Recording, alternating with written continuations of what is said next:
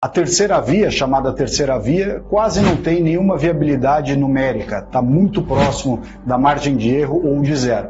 Por outro lado, permanecem as ameaças de Lula. Lula continua sendo o grande mal a ser evitado. A esquerda brasileira e todo o atraso, a visão retrógrada, as ideias progressistas, enfim, tudo aquilo que a esquerda representa, continua sendo um grande risco dessas eleições de 2022. Se de um lado o Bolsonaro tem feito um esforço enorme, apoiando as empresas, fazendo uma série de medidas que foram importantes durante a pandemia, quando João Dória e outros governadores e prefeitos fizeram fecha tudo, fica em casa, economia a gente vê depois, Lula não teve o menor constrangimento em dizer: quer reduzir o padrão da classe média. Esse é o Luiz Inácio Lula da Silva. Por outro lado, quando a gente pensa na família brasileira, enquanto Bolsonaro se cerca de pessoas que têm boa índole, boas ideias, vários valores e princípios para serem defendidos, Lula descaradamente anuncia que gostaria de liberar o aborto, uma das questões mais controvertidas e equivocadas que se passaram no cenário político brasileiro. A esquerda acusa Bolsonaro de ser o reacionário, fascista, genocida, mas por outro lado o que a gente vê é Lula, seguindo o exemplo de Cuba, Venezuela e outros países autoritários. Lula é aquele que quer controlar a mídia, quer controlar a opinião pública. De um lado, Bolsonaro continua sendo um grande ativista das redes sociais. Lula, por outro lado, já deixou transparecer por mais de uma oportunidade o seu espírito autoritário. Quer controlar as redes sociais. Bem parecido, aliás, com essa discussão de fake news que tenta avançar no Congresso Nacional. Para você que sofre com a segurança pública, por outro lado, enquanto o Bolsonaro quer aumentar as penas, segurar o preso na cadeia, acabar com as saidinhas, acabar com a saída do Dia dos Pais, saída do Dia das Mães, acabar com a progressão da pena, enfim, endurecer todo o sistema penal de cumprimento de pena no Brasil, Lula deu mais um show de sincericídio e disse que policial não é gente. Não teve o menor constrangimento em falar mal da polícia e não equipará-los aos demais seres humanos. Outra questão importante para a economia é o respeito inclusive à responsabilidade fiscal. O governo Bolsonaro reduziu a relação dívida-PIB, fez uma série de mudanças, fez autonomia do Banco Central, enfim, avançou na lei de liberdade econômica. Lula, por outro lado, já para agradar a sua base de radicais, mas certamente pensa lá dentro, já disse que quer abolir o teto de gastos. Imagine como ficaria o risco Brasil numa visão como essa. Para criar empregos no Brasil, o governo Bolsonaro reduziu impostos, melhorou a competitividade da economia brasileira. Tudo isso, inclusive, em meio à pandemia.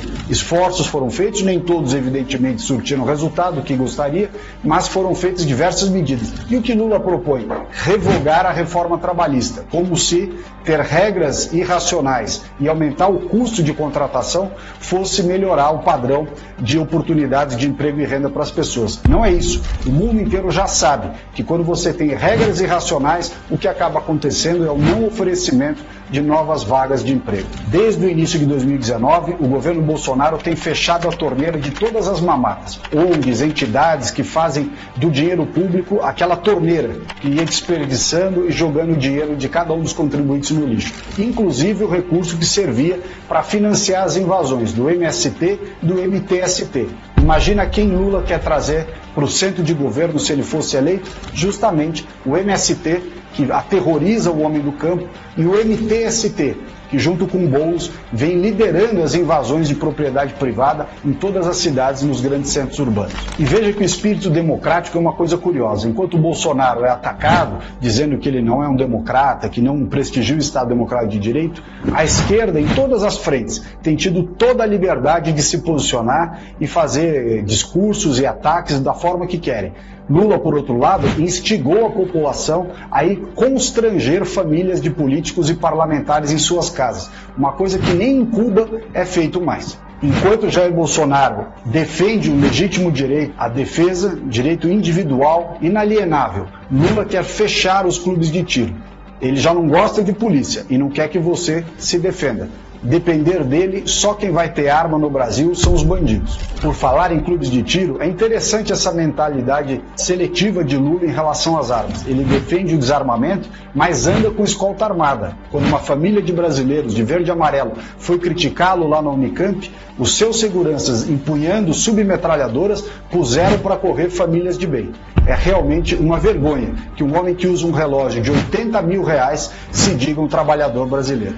Por fim, meus amigos, eu gostaria de lembrar a vocês, no dia 1º de maio, Dia do Trabalhador, o Brasil decente que trabalha, paga seus impostos, da família conservadora brasileira, esteve na Paulista. Milhares e milhares de brasileiros de verde e amarelo, pessoas de idade, jovens, homens e mulheres, foram de graça defender os princípios da liberdade e da democracia. Enquanto isso, o show pago com dinheiro público de Daniela Mercury, onde os vermelhos, liderados por Lula e o PT, não reuniu mais do que meia dúzia de gato pingado. Isso mostra a grande falta que faz para eles o dinheiro público do imposto sindical que antigamente pagava os sanduíches de mortadela para militância e fazer volume nos shows e comícios do PT.